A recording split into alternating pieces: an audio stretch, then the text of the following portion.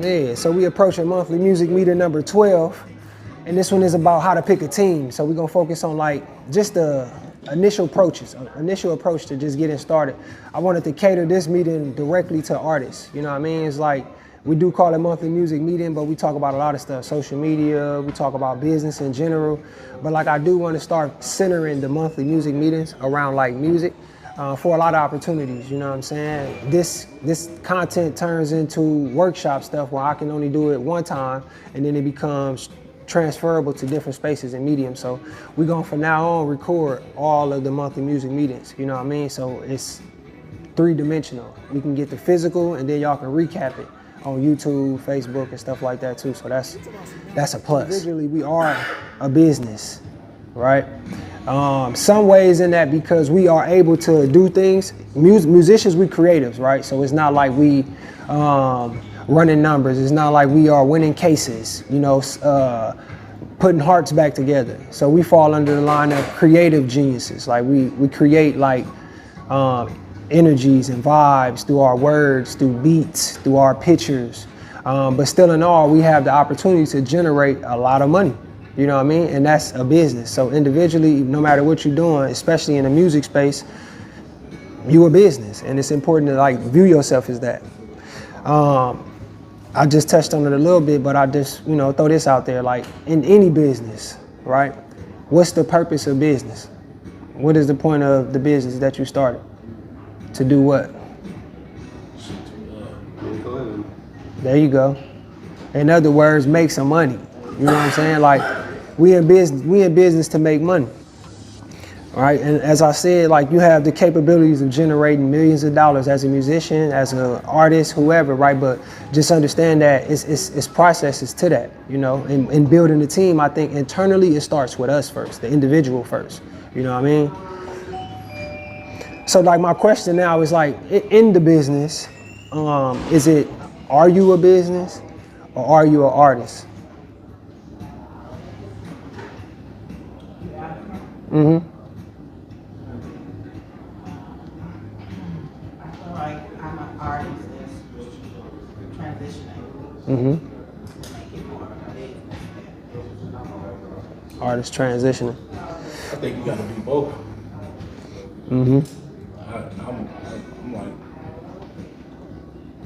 I'm learning my art side of the business, you know what I'm saying? Like being a producing art, you know what I'm saying? Producing stuff to be able to distribute to the people. Yeah. You know what I'm saying? But I know it's a business side that I gotta, you know what I'm saying, manage and take care of, you know what I'm saying? For sure. So like, I agree. I can tell you guys at my age that my experience is that there's a whole lot of people that are really great artists that nobody ever heard of because they didn't do the business. Mm-hmm. And so their influence, their participation in what you might call the artistic conversation is minimized, even though their product is great. Yeah. And other people who are fair to middling in terms of numbers idea, they do the business, they make a living. And they're, you know, in the conversation, even if their inputs are kind of who cares inputs, but people are making a living.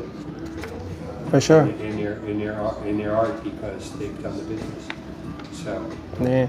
And sometimes like we're gonna get into it like a little bit, but and sometimes doing the business is picking the right teammates. You know what I'm saying? It's like, I'm gonna just read from the book. It says most artists don't like business. You know what I'm saying? And that's a great segue to what Dan was talking about. Most artists don't like doing the business. Man, we creative. I want to be in creative mode. I don't want to be dealing with taxes and paperwork and how to do it. I don't want to do that. You know what I'm saying? I want to just be the reason why people know of it and all the other stuff on the back end. I wish the best of whoever doing it. You know what I'm saying? Because I don't want to do it. But I'm smart enough to know it's important. You know what I'm saying? Like, we can't ignore it. All right, but then it says, this is not to say you aren't good at it. Some artists are unbelievably great in business. However, those folks are minority in whatever their love is and skill for the business. Their love and skill for creating and performing are much bigger. So even if you got the chops to handle your own business, it's not the best use of your time. You know what I'm saying? And we're gonna talk about that a little more too. But it's like, I think it's one at a time. Can you be both? Yes. But what you should focus on is one. You know what I'm saying? Like, living testimony, I know for sure. As an artist, it's best to focus on being an artist first.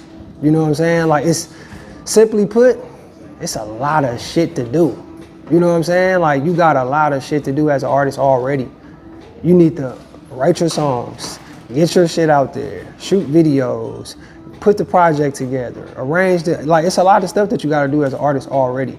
So it's like the business side of talking to radio people, getting yourself booked. You know what I'm saying? Like, all that shit is like, no, man. Like, I think it's a lot. That's a lot. I think that's a good point because as any type of artist, if you're not practicing your craft, when it is time, you'll have nothing to show for it. Yeah. So when you do book those things, or when you sit in front of somebody, like, yeah, I can work with you, but let me see what you're working on. But if you're not prepped and prepared, you're not even ready for that moment. Yeah, you was ready to sit down. You was more focused on the meeting. Yeah, it's like you're not going to be ready as an artist. Yes. Do y'all believe success can blur your vision? To an extent, yeah. All right, I ain't gonna put them on the screen yet, but like, why would y'all say that? Like, how would you explain that? We think it from a music standpoint too, like an artist standpoint too, but it's success in general. I think in multiple ways. Like, if you're not grounded, money can allow you to be amongst people who would change who you are. And I think for me, that's a problem.